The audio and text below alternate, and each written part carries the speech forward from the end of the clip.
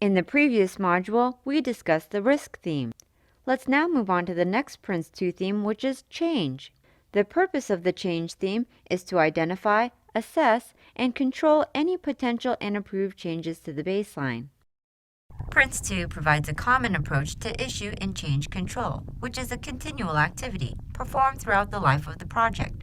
Without an ongoing and effective issue and change control procedure, a project will either become totally unresponsive to its stakeholders or quickly get out of control.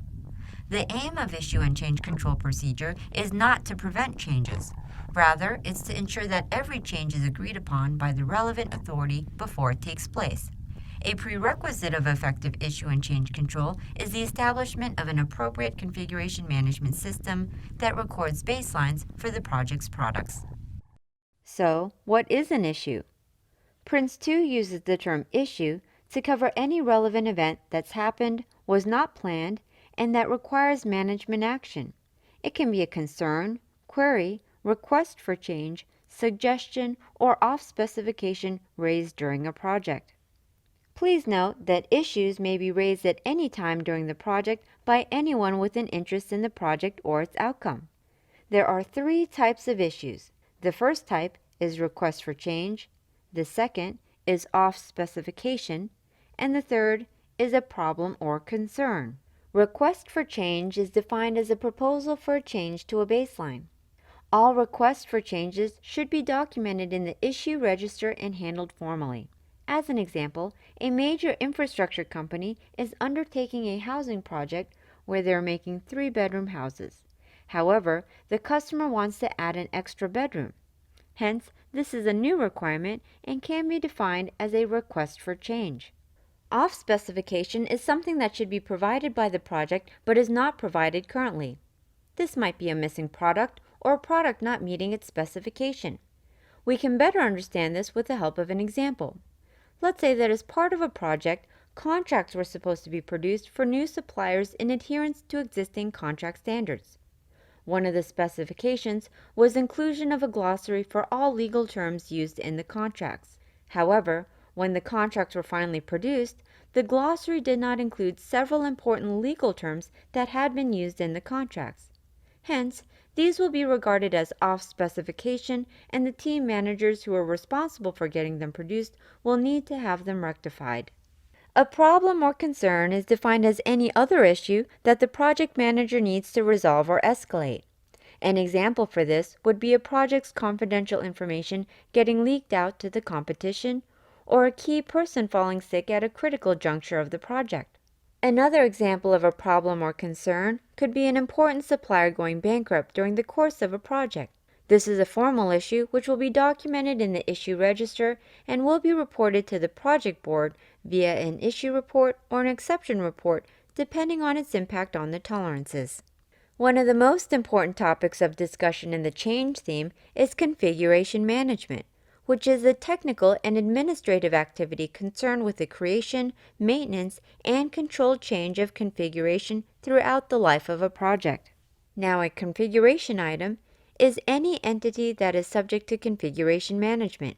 The entity may be a product, a component of a product, or a set of products that form a release. For example, suppose the project is to create a new mobile phone. The phone would be made up of several components, such as a screen, battery, microprocessors, OS, and a display. Product descriptions, often in the form of specifications, will be written for each, and each of these components is subject to aspects of configuration management, such as changes, access control, storage, version control, and so on. Hence, the mobile phone and each of its components would be considered to be separate configuration items. Now, you should also know the term release, which is a complete and consistent set of products that are managed, tested, and deployed as a single entity to be handed over to the user. For example, a new software operating system will have programs and applications grouped together as part of a release.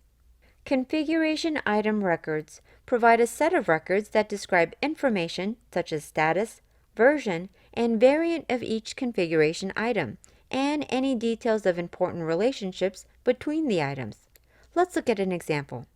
During the development of the mobile phone and its several components, stakeholders may be interested in knowing the product development status, version numbers, and possible relationships with other components of the mobile phone. This information will be sourced from the configuration item records of these products and reported through a document called the Product Status Account. The composition of a configuration item record will be defined in the project's configuration management strategy. There is a suggested list of components for each configuration item record. Among them, the project identifier, item identifier, and the current version value will uniquely identify the configuration item. Additionally, the configuration item records consist of the item, date of last status change, owner, location, copy holders, item type, item attributes, stage, user, status, product state, variant, date allocated, source, relationship with other items, and cross-references. Let's now have a look at the various steps involved in the configuration management procedure. Configuration management procedures can vary, but they're typically comprised of 5 core activities. They are planning, identification, control, status accounting, and verification and audit. Let's briefly discuss each of these. The first activity is planning. Planning refers to deciding what level of configuration management will be required by the product and planning how this level will be achieved. The level of control required will vary from project to project. For example, we may need a high level of control for a complex project and less control for projects which are simple in nature. The level of control required in a project is influenced by the importance of the project and the complexity of the relationship between its products. The next activity is identification. Identification refers to specifying and identifying all components of the project's products at the required level of control. This can be done by adopting a proper coding system in a project and allocating a unique identifier for each configuration item in the project. The third activity is control. Control refers to the ability to approve and baseline products and to make changes only with the agreement of appropriate authorities. A baseline is a reference level against which an entity is monitored and controlled. If a product that has been baselined is to be changed, a new version is created to accommodate the change, and the baseline version is kept unchanged. The fourth activity is status accounting. Status accounting refers to the reporting of all current and historical data concerning each product. It's done in the form of a product status account. The project manager can ask for a status account towards the end of a stage, at the end of a project, or at any point of time which he finds appropriate. And the fifth activity is verification and audit. This consists of a series of reviews and configuration audits to compare the actual status of all products against the authorized state of products as registered in the configuration item records. These reviews and audits also check that the configuration management procedure is being conducted in accordance with the configuration management strategy. Let's now discuss the issue and change control procedure that deals with and controls the 3 types of issues: requests for change, off specifications, and problems or concerns. This procedure is made up of 5 activities, which are capture, examine, propose, decide, and implement.